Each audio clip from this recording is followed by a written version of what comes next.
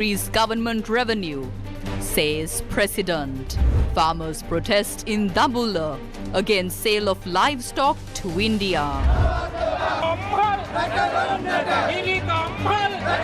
Presidential election will be held before the 16th of October, says the Election Commission. The Sono Electricity Board is still at a loss of 12 billion, a statement from the subject minister. November මාසේ පළවෙනිදා දක්වා ඒ කාල පරාසය තුල තවමත් ඉන්නේ රුපියල් බිලියන 12ක පාඩුවක් සමග. Newsfirst headlines. Main sponsor. As Udayana discount, enjoy up to 70% off from Vikramahachi. First up in news here at home, President Ranil Wickremesinghe says efforts should be made to strengthen the agricultural export economy and raise the government's revenue. The President expressed the following views today at the Special District Coordination Committee meeting in Matale. We must develop the Galewala-Dambulla Habarana area according to a plan. There is no point in clearing forests behind the road. The number of tourists coming into this area will increase with the development of the Hingurakuda airport. Therefore, city plans need to be in place for this area. For now, all land licenses issued under the Land Development Act are scheduled to be converted into freehold deeds. As part of the foundational program, 10,000 land deeds will be distributed at the Dambulla Stadium. Additionally, there are plans to grant freehold rights for land allocated by the Land Reforms Commission in Colombo. The main issue that comes up in any meeting is how the funds will be spent. My problem is to find ways to generate the necessary funds. We need to look into the ways to generate more income from this district. The Finance Ministry and the Inland Revenue Department must work towards this. If not, there won't be any funds to spend on these projects. According to the new agreement, we cannot print money. We need to focus on agriculture and imports. We forgot about this from 1972. Now we must implement programs to modify agriculture. A new mechanism must be in place from the village levels. Installing new technology will take 5 to 10 years. The transformation of agrarian service centers into agricultural modernization centers in collaboration with the private sector is part of the proposed plan.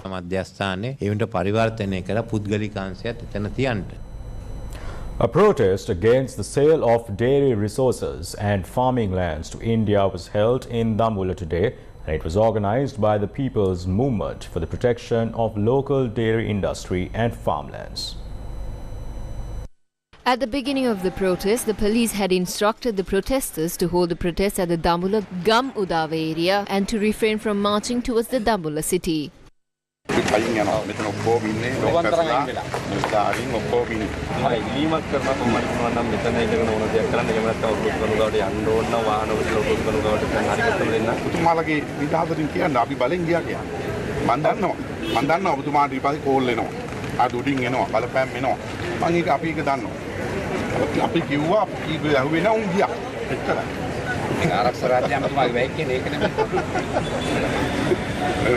The protest was attended by the People's Movement for the Protection of Local Dairy Industry and Farmlands and the All Ceylon Agrarian Federation. The group marched towards the Dambulla city.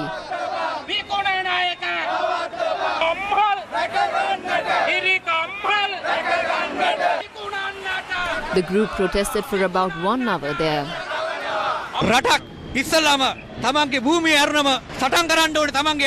from its land, a country should fight for the safety of food. First things first. Milko and NLDB are the two institutions that have taken care of food safety in the country for the last 50 years, with more than 30,000 acres of land belonging to the NLDB and owning 97 milk collection centers with 5 milk factories in the districts of the country. We strongly condemn this attempt to sell our lands for cheap rates.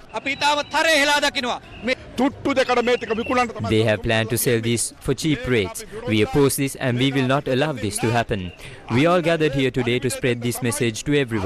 We reiterate that the government and the Indian companies like Amul that we will not allow you. This government has only few more months. During these few months they are planning to leave the power by destroying all our resources. But we will not allow this. If you choose to ignore this protest and continue to purchase the lands, we will not allow you to enter these lands. We will chase you away. We will not let you step into the lands.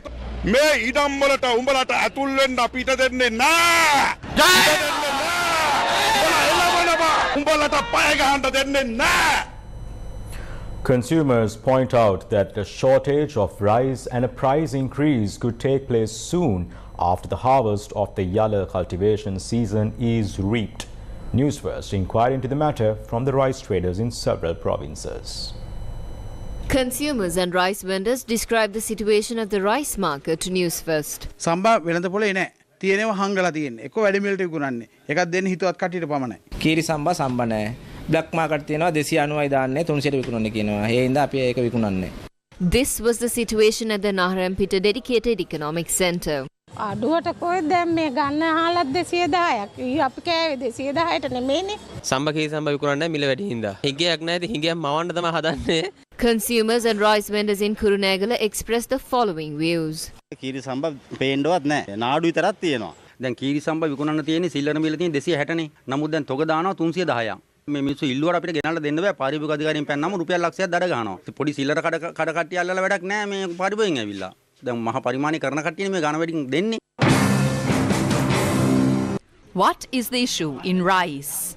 It has only been a few months since the harvest of the previous yalla season was reaped. Despite objections of farmers, the yalla season harvest was purchased at a price below 100 rupees per kilo of rice, highlighting the need to control the price of rice. According to the Agriculture Ministry, during the previous yalla season, paddy sufficient to produce 2.75 million metric tons of rice was harvested. Speaking in Parliament on the 21st, the Minister of Agriculture, Mahinda Amaraveera, said the rice requirement of the country annually is 2.54 metric tons.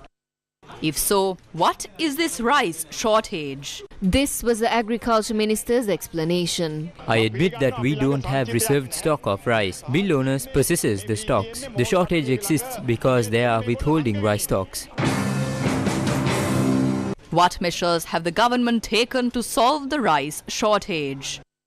The government has imposed the control price for Kiri Samba and Nadu rice. Accordingly, the maximum retail price of a kilo of Kiri Samba is 260 rupees. The maximum retail price of a kilo of Samba is 230 rupees and a kilo of Nadu is 220 rupees. However, consumers say rice is being sold in the market for higher prices.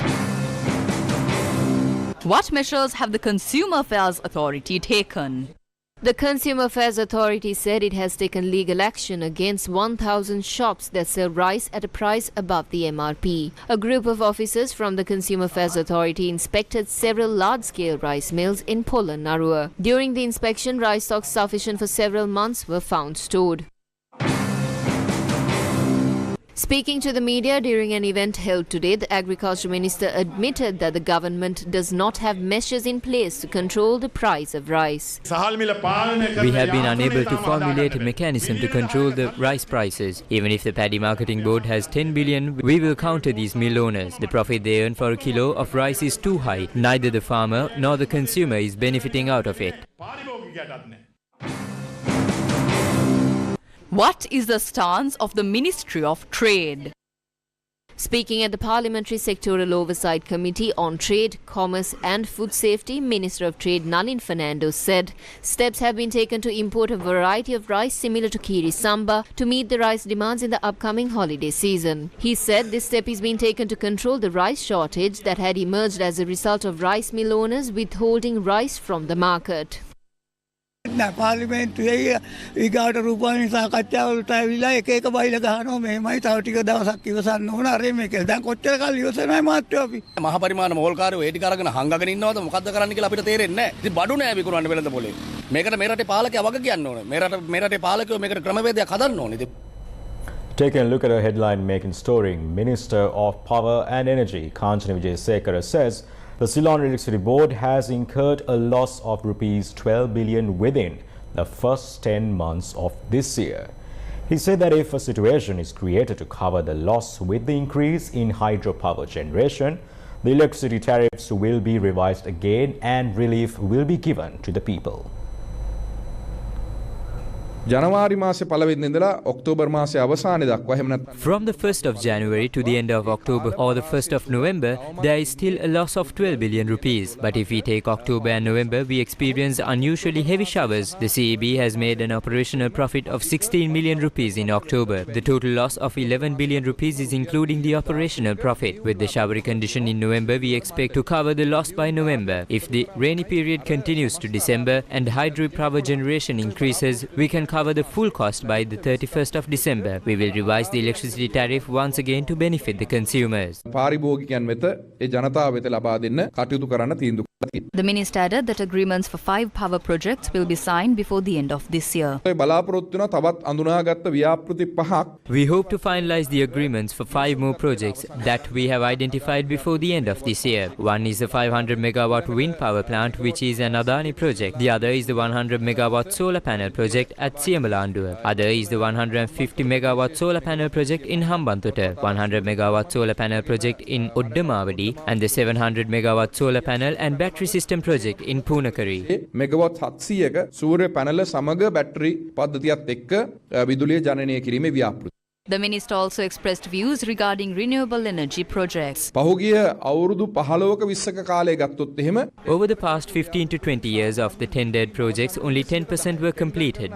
Power is not sold at the same rate that was tendered. We call tenders, obtain the prices and do everything else apart from purchasing power. In order to purchase power, the necessary environment should be created for suitable investors with technical expertise. If we can generate power through renewable power at a lower rate than the cost of fuel, that is the main goal of the government. We hope to give the relief to the electricity consumers within the next 2 years.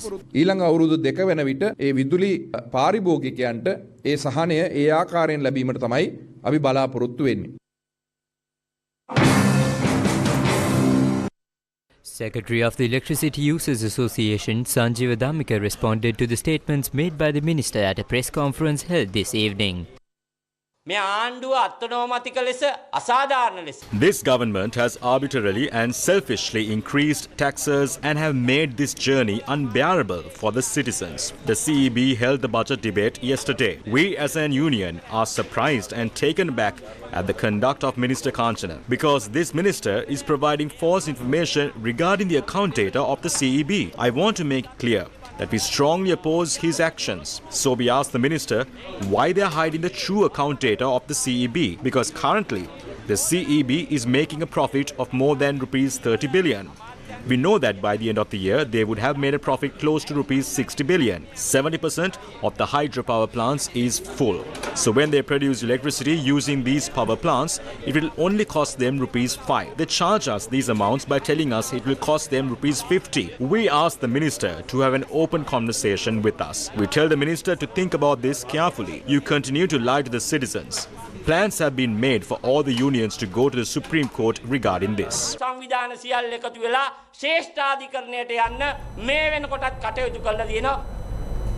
Meanwhile, opinions regarding the hike in sugar prices was discussed during a press briefing convened by the National Consumer Front today.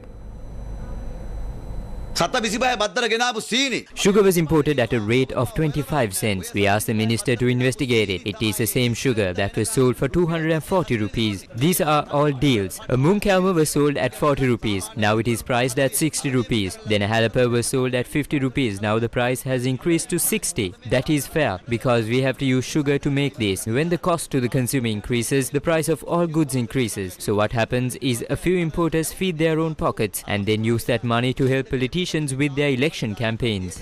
The Election Commission says that rupees 1.1 billion has been spent for the local government elections that was supposed to be held in March.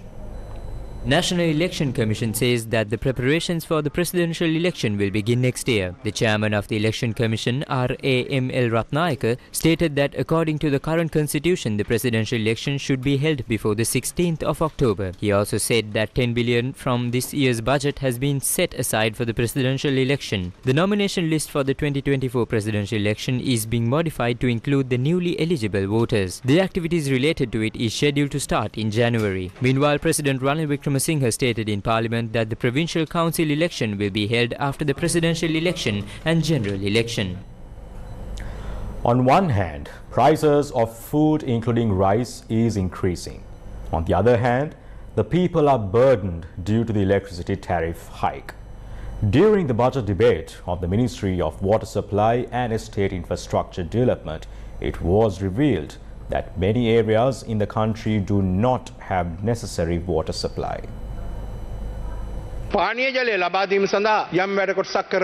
Measures were being implemented to provide drinking water. Some community drinking water projects have come to a certain standstill, even projects in our area. This is due to the lack of funds. The President, together with the Minister, is gradually taking steps to solve this issue. Therefore, for the first time in history, the Ministry of Water Supply and Estate Infrastructure Development have been given a large amount of funding.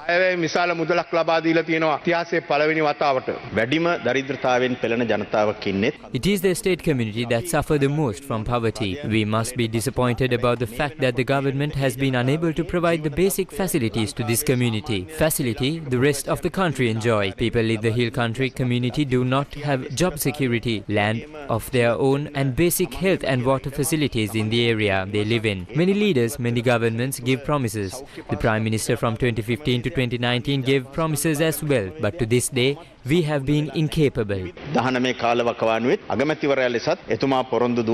හැබැයි තවමත් අපි අසමත් වෙලා තියෙනවා. ගොඩක් අවස්ථාවලදී අපි දන්නා මෙවැනි අමාත්‍යාංශ විශේෂයෙන් විදුලි බල අමාත්‍යාංශය ගත්තොත් In many instances, the Minister of Power and Energy suffer massive losses. The government is not taking measures to reduce these losses. The government is unloading the burden of the losses of these ministries on the public. Do not do that. ඒ බර ජනතාව පිට තියන්න කටයුතු කරන්න එපයි කියන එක තමයි අපි මේ අවස්ථාවේදී ඉල්ලා හිටින්නේ. ලංකා රජය උතුරු කලාපයට වතුර ටික දෙන්න. The Sri Lankan government took measures to provide water to the north from the Iranamadu tank. I don't know whether there were any political influences in that. Farmers' movements were against providing water from the Iranamadu tank to the people in the area for drinking purposes. Projects are underway to purify water from the ocean and give it to the people. We see Middle Eastern countries doing this. However, that costs an exorbitant amount to create 1 unit of ocean water. It costs 140 rupees. We sell a unit at 100 rupees. This is a long-term loss-making project. We can move forward with the Malwatu project to provide water to the Iranamadu tank from the Anuradhapura zone. Water is provided to the Anuradhapura district from the Mahavali project. If we move forward with these projects, we will be able to provide water to the north from the Iranamadu tank. ඉරණමඩු ජලාශය පාවිච්චි කරන්න පුළුවන්. නමුත් තවමත් අපේ බෙන්තර ප්‍රදේශයට Water is provided to Benthara from the Baddegama water line. But there is a division in Benthara, we call it Madapara. People in that area don't have a continuous supply of water. Sometimes they don't have water for weeks, and that is within a tourist area. Alpiti is the second largest city in the Galle district with many hospitals, schools and state institutions. Unfortunately, they only receive water twice a week, and on some days they don't even receive that. සතියකට දෙපාරක් ඒ වතුර සමහර දවස් තියෙනවා ඒකත් නැතිලත් මේ අවුරුදු අග වෙන විට ඒ අවශ්‍ය කරන අලුත් සංශෝධන මිල ගණන් පිළිබඳව සාකච්ඡාවක් කරනවායි කියන කාරණය. By the end of this year, we will discuss necessary price revisions. At present, the electricity tariff and fuel prices increase almost monthly. After the VAT is imposed, prices of all goods will also increase. All of us have to set aside all that harm, and the government and the opposition are both focusing on cricket. People have forgotten that because of the cricket saga, but people in rural areas and estates are most affected by the price hikes. If the water tariff is also increasing, people in rural areas and the states should receive some relief. නොකර ඒ අයට යම් සහනදායීත්වය ලබා දෙන්න කියන කාරණේ කියන්නට ඕනේ. Minister of Water Supply and Estate Infrastructure Development, Jeevan Thondaman, responded to concerns raised against him in Parliament today. It was during my tenure the first female GM of the Water Board was appointed with complete power, and there was a check and balance because I was micromanaging to that extent. In terms, with regards to the pipes that you had mentioned that are in the harbour, I would like to say the third month of me becoming a minister, we started negotiations with the port, with CICT as well. So we were able to negotiate a cut price on that. But there is one issue of laying the pipes, which we are talking to those relevant local authorities, and we are confident we'd be able to execute that post the budget. And there's also one fact that was misrepresented. It's not that we barely reached 50% of pipe water coverage. In fact, we've reached 60.4% from the water board alone. There is an issue with the quality of water, and also the issue with local governments not being equipped to deal with this matter. So we are coming to a consensus on that. And apart from that, with relation to all the water projects that have stalled, including Wasip, Iranamadu, all these controversial issues. I will be including it in my statement at the end of my speech. Under the approval of our Honourable Minister, sir, with you discussed regarding that wastewater project Candy. So you thought of having Candy 12,000 connections, but still actually we are given only 3,000. Just clarify how to complete that rest at 8,000. And also you just tell me Walgampai, Kirimetia, Adit and Omandil, these community water projects still didn't complete. So today I brought here later and I will try to hand over to you. Please, if you can complete those things in this budget, better do that. Thank you for your question, Honourable Member. And in terms of clarification, I think first of all I must say in this House you're one of the members who are constantly worried about the water projects that are going on over there. So basically there are two instruments that we have which we work with. One is the water board, another is the community water supply. And as you're aware, all our projects did stall due to the crisis that went on. But the past few weeks, the team and I have been working extensively on how we can restart these projects. But I'll be more than happy to have a meeting with both the chairman of the water board and also the DG of community water supply with regards to this issue right after this.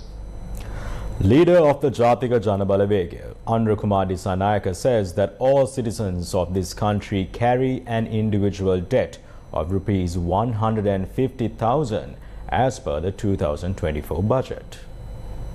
Artra Magazine said this while attending the Jatika Janabalawega's Ududumbara constituency conference held in Hasalaka. What was left in our treasury? It was only an emptied treasury. They tax the people and collect that money. The money goes to the treasury. That money is then sent out to Ravi's and Basil's pockets. I will tell you what was filtered out. That is why I say we have to sue them. After the money was filtered out, the government's total expenditure is rupees 11,277 billion. How about the income then? The government will have to obtain a loan of rupees 7,350 billion next year. After paying the installments for rupees 4,200 billion out of this, we will be indebted once again, and the loans for next year will be increased by rupees 3,000 billion. Just as this year, the next year's loans will increase by rupees 3,000 billion. What does this mean? All citizens of this country carries an individual debt close to rupees 150,000 by next year. Does this budget show how to overcome this debt crisis? Then there is no answer except that this crisis will continue to intensify. What solution has Ranil Wickremesinghe found for this? He is waiting to increase more taxes. VAT was at 15%, but the VAT will be increased up to 18% from the 1st of January onwards. VAT was not imposed in some areas, especially on fuel, but fuel is included in the VAT. Even food and drinks are included for VAT. Then the cost of goods and services will increase furthermore. He is also planning to sell existing things. Even the public is brainwashed with the thought that if the country is incurring losses, that there is no point of retaining these. But nobody is coming to buy these off. Keep in mind what has happened. Ranil Wickremesinghe's sale of state assets has become the economic policy of the country. Would you believe if we told you that there are many among the urban communities who are struggling to survive and are no different from those who are going through the same hardships as those in remote Sri Lanka? The struggle to survive has taken its toll across almost every single household. On day 19 of the Gumma Door Too program, our teams came across people and are trying to put a smile in the midst of all these difficulties.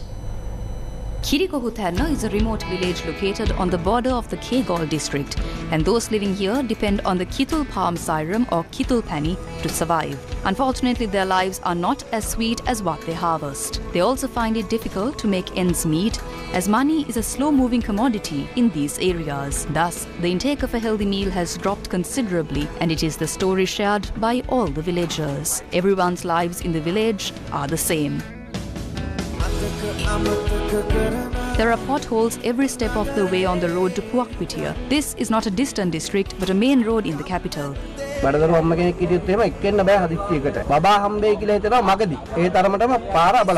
Villagers consider this road to be deadly. 2 lives were lost due to road accidents on this road.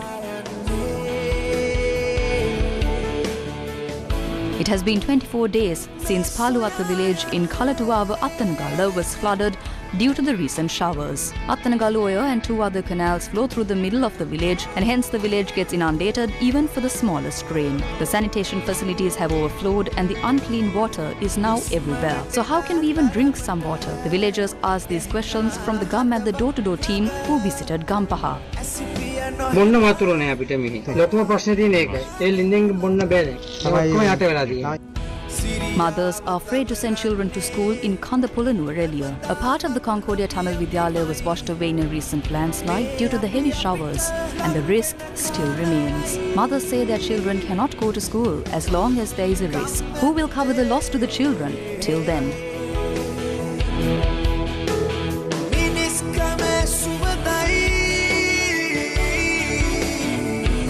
Listen to the people to know their problems. We will continue to visit many more villages tomorrow as well.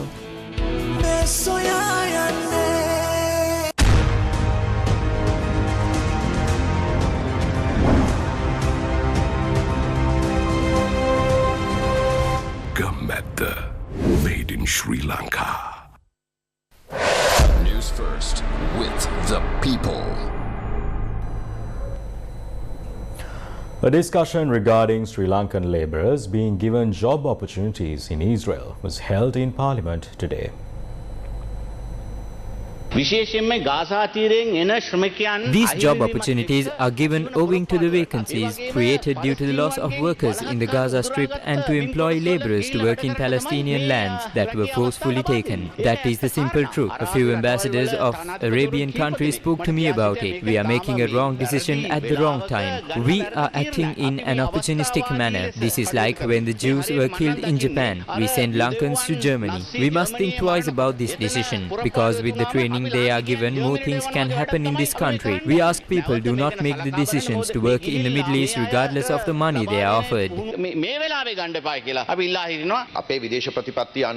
According to our policies, we are a country that is not bound. Additionally, our viewpoint as a nation is that we are against war. We stand for peace. We send a majority of our labourers to Arabian countries, and through that we make a lot of profit as a country. And while we respect that, if any state asks us for labourers, we must not take that decision with racial or political opinions in mind. We will not send our labourers to work in the Gaza Strip or anywhere close by. If we do send them anywhere, we will make sure that they are provided with protection. We will not provide them with any military training. I confidentially say that the workers will not be sent to the lands in the Gaza Strip or any lands owned by the Palestinians. The workers will be deployed to other areas.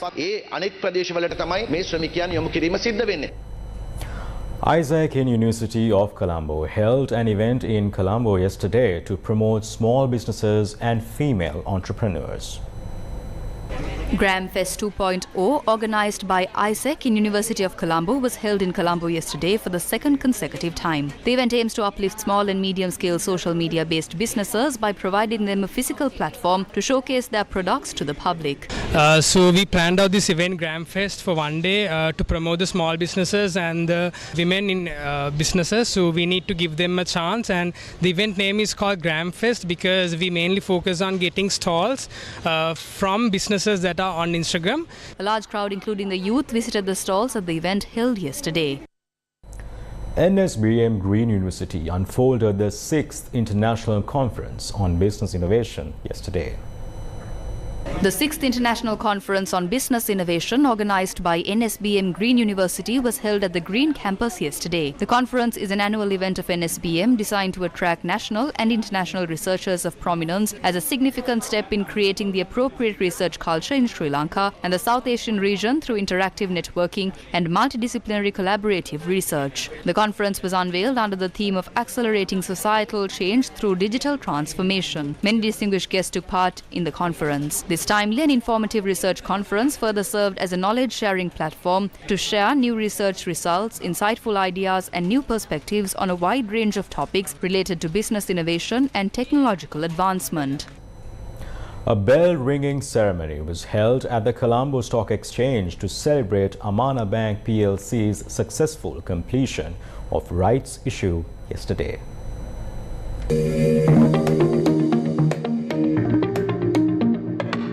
The Colombo Stock Exchange, along with Amana Bank PLC, held a bell-ringing ceremony yesterday to celebrate Amana Bank PLC's successful completion of rights issue. The keynote speaker of the event was Chairman of Amana Bank PLC, Askia Parali. CSC CEO Rajiv Bandarnayaka, Amana Bank PLC management and CSC management were among those who participated for the occasion. The event included speeches and ended with a bell-ringing ceremony to open trading yesterday.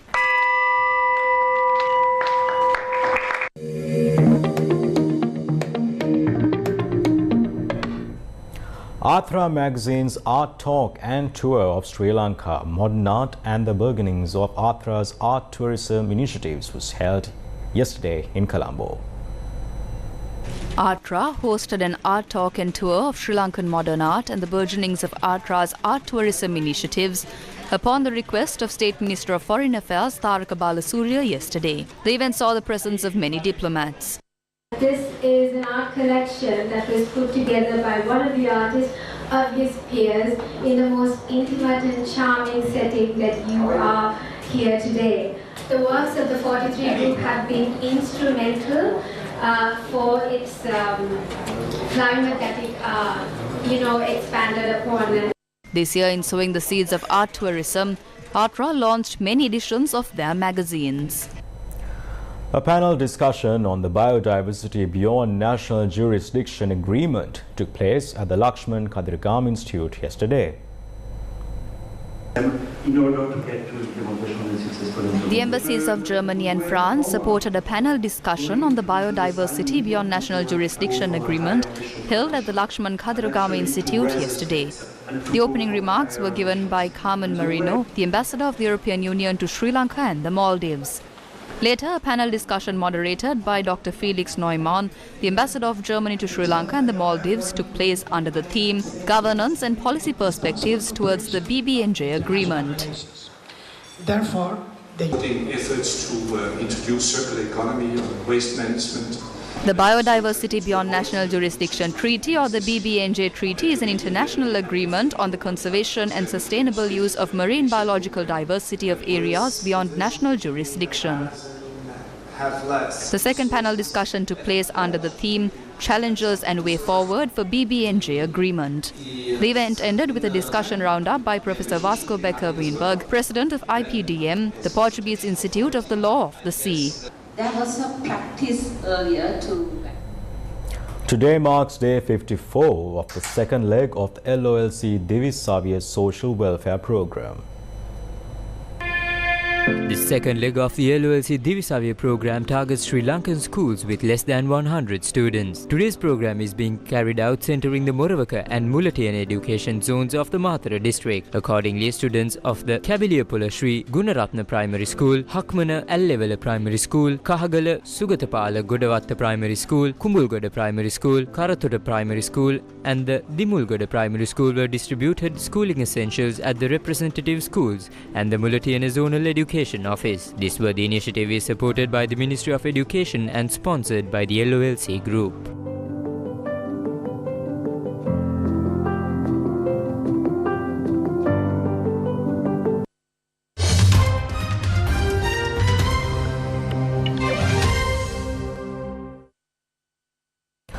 "39 Palestinians and 13 Israelis were welcomed home after release from Israeli prisons and captivity in Gaza respectively.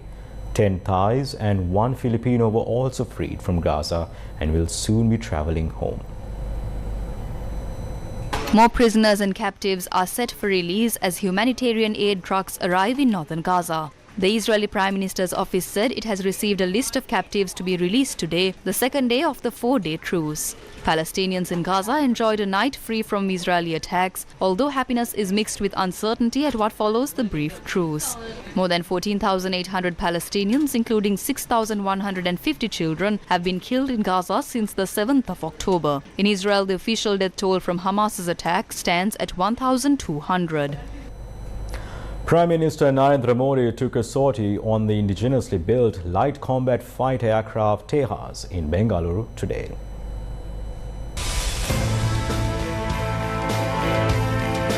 Officials said Prime Minister Narendra Modi visited Bengaluru-based defence PSU Hindustan Aeronautics Limited on Saturday and reviewed the ongoing work at its manufacturing facility. Prime Minister Modi posted on X, quote, "Successfully completed a sortie on the Tejas. The experience was incredibly enriching, significantly bolstering my confidence in our country's indigenous capabilities and leaving me with a renewed sense of pride and optimism about our national potential." End quote. Tejas is a single-seater fighter aircraft, but the Prime Minister took a sortie in the twin-seat trainer variant operated by the Air Force. The Indian Navy also operates the twin-seater variant. And with that, we wrap up news for tonight. Thank you very much for joining us. Do take care and good night.